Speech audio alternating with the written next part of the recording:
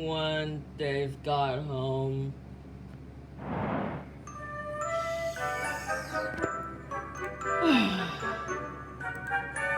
Well, did you like it? Oh yeah, I look like a strong, good-looking man now. You sure do. Come in. We're home. Oh, welcome home, all of you. Guess what, Dorothy? Our love confessions went very well, and we're now officially lovers. Why, that's really good news. Indeed. Are you proud of me, cousin? Totally. Now I want to find a girlfriend for my own. You might soon, if you wish for one. Because it's like what I always say. If you can dream, you can wish what you're making. I've never heard of that before. That's because I've made it up. You're always coming up with morals, cousin. Yeah. Huh? What's happening? You're glowing! Oh, I forgot something. What is it? Just a heads up, this spell is only temporary. Aw, shucks! Well, not all dreams can last forever. Yeah, but someday, your other dreams can come true. You know, you're right, honestly. Farewell, good-looking self. Aw, that one. I still love you for who you are. Really? Mm-hmm. Oh. Oh, and for Orblon, he can change into his female form every time he wants, since he already has it. Alright! But what about Tom and Jerry? Well, they'll turn back to animals. But I gave them the ability to become human whenever they want. Heard it! Oh, cousins. What? They really like their human forms. I can see why, actually. They like becoming handsome, elegant, charming, and cute. Alright, everyone. Who's up for a sleepover? Me!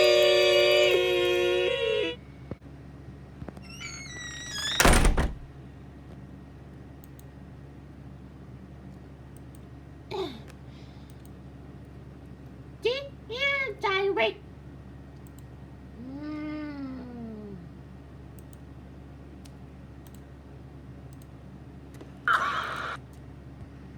Ah, that's better.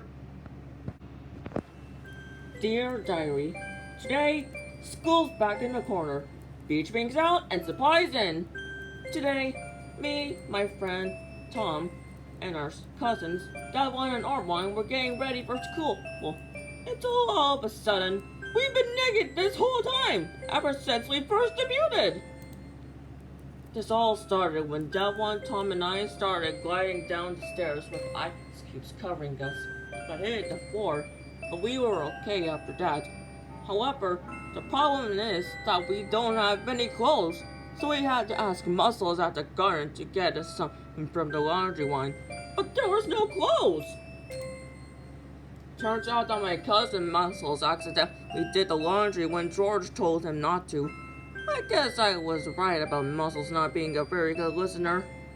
Anyways, just before Tom was about to leave, Muscles stops him and takes us to the closet, looking for clothes. But there was none, so we had to call in Dorothy, a potion expert. Dorothy came out and held out a human potion, wanting to cast it onto us. Tom was shocked seeing it, confused how it will help, but Dorothy said that it was the only thing she and Muscles could think of. Well, she's not wrong, actually. That one, however, he would rather go naked, but Muscles doesn't want him to, because if he does, George will know that he's a terrible mouse/person. so he wants us, especially that one, to do it for him, making that one give in and accept his request. That one went out to the human potion and grabbed it, anxious and shaking about how it will taste like. He gulps and then takes a deep breath, preparing to drink it. As he drank it, he turns into a good-looking teenage half-human, half-dragon boy! Dang, boy! Me, R1, and Tom were surprised to see him human for the first time. Tom was next. He took the human potion and took a sip, turning into an elegant, charming, and handsome teenage catboy. I guess I no wonder why people draw Tom as a handsome boy in fan arts. Della was shocked to see Tom turn into a handsome man. I've also realized that he's gotten a personality change, who he claims is a charming side effect. R1 felt surprised at this. It was my turn, so I took the human potion, drank it, and turned into a cute teenage boy. Well, I am said to be cute and adorable at times. R1 was the last one. He took the human potion and drank it. We were hoping for him to turn into an adorable boy. But instead, he turns into a pretty teenage girl! And it turns out that he's been a trans man and identified bisexual. And this is the first episode to mention LGBTQ! Me, Tom, and Devon felt shocked to see R1 turn into a girl instead of a man. R1 at first felt confused why we were looking at her, shocked, until Dorothy held down on me for made him gasp in surprise and thinks that the potion has its first side effect.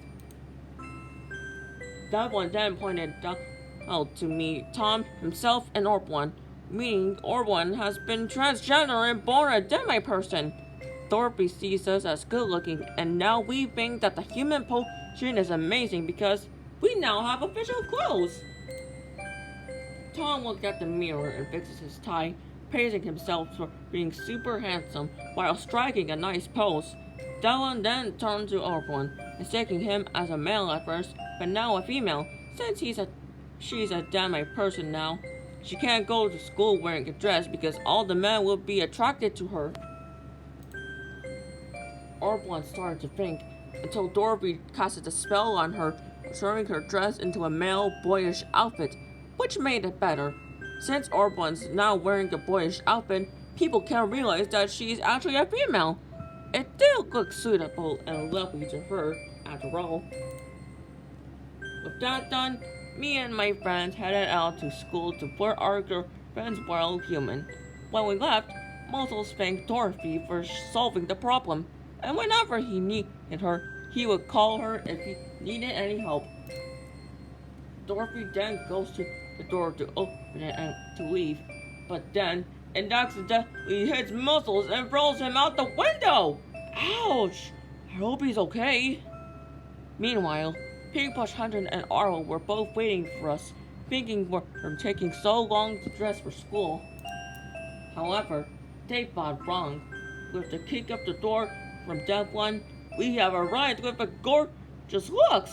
PinkPlush and Arlo saw us and their mouths dropped in shock because of how good looking we are. We went up to them and Devon asked the two girls if they liked our human forms and told them that Dorothy casted a spell on us and turned us into humans. Tom knows that the two girls will think that they are charming.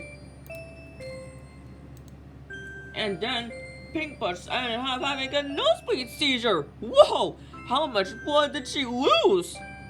Anyways, I thought PinkPlush really liked her looks, but Arlo thinks that we broke her. Armand apologizes to her and thinks that she's falling for us. Now PinkPlush is starting to turn to a simp. Dylan thinks that she has the heart of loving handsome men, but Arlo thinks that she's loving the classmates.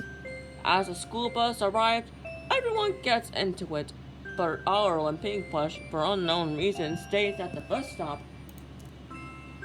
Arlo turns to PinkPlush and tells her that if she saw it or not, but she notices a big light blue button on the ground and stares at it in amazement. Arlo was confused why, until PinkPlush picked it up and happily skips down the road, leaving an awkward Arlo behind.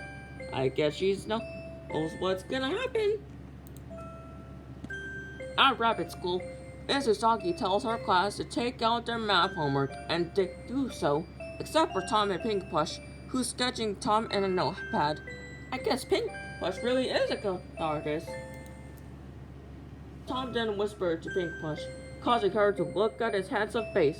Tom wanted to see her sketch drawing, making it look charming, causing her to blush and do so. I guess Pink Plush has a hidden crush on Tom, eh? I prefer cat people in Asia. Whoops! Sorry, pal!